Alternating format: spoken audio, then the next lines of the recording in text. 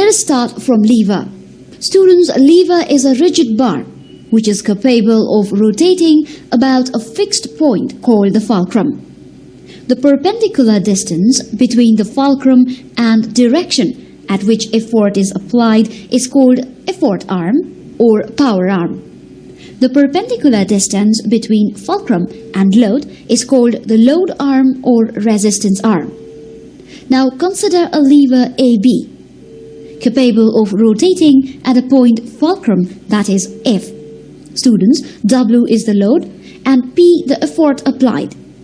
If the lever is in equilibrium, we write P into BF is equal to W into AF, or P into A is equal to W into B, or effort into effort arm is equal to load into load arm, or simply effort by load is equal to load arm by effort arm.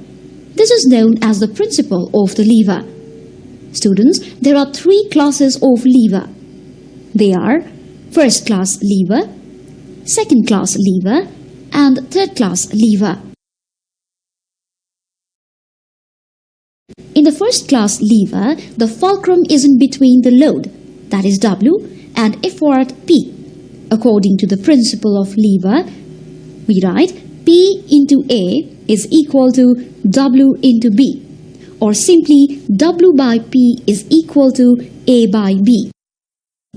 Students, you must know that if effort arm is longer than the load arm, that is A is greater than B, less effort is required to overcome a heavier load.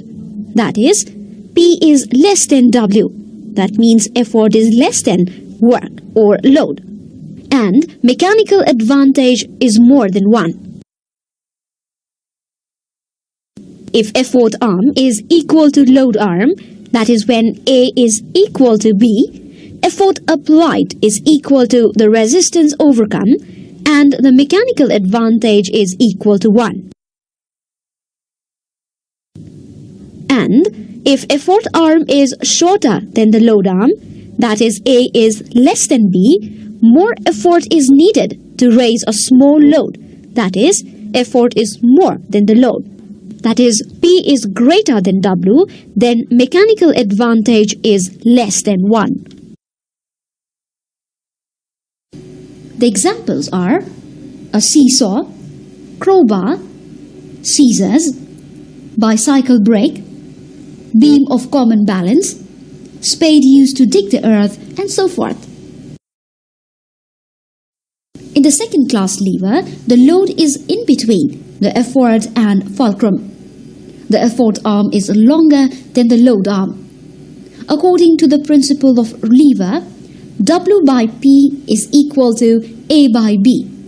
Students, in the second class lever, the mechanical advantage is always more than 1 because load arm is shorter than the effort arm and less effort can overcome a heavy load.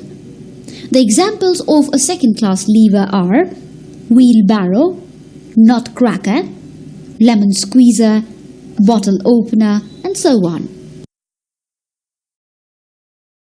In the third class lever, load and fulcrum are at two ends of the lever, and effort is applied somewhere in between load and fulcrum.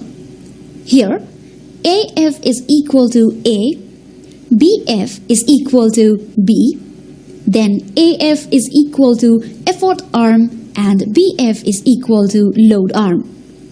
According to the principle of lever, W by P is equal to A by B. Students, in the third class lever, the mechanical advantage is always less than 1 because the load arm is longer than effort arm and more effort has to be applied to overcome a small load. The examples of the third class lever are forearm, forceps, fire tongs, and so on. Students, let us do an activity now. Take a scale that is 30 centimeter long and make a hole at the center, that is at 15 centimeter of the scale.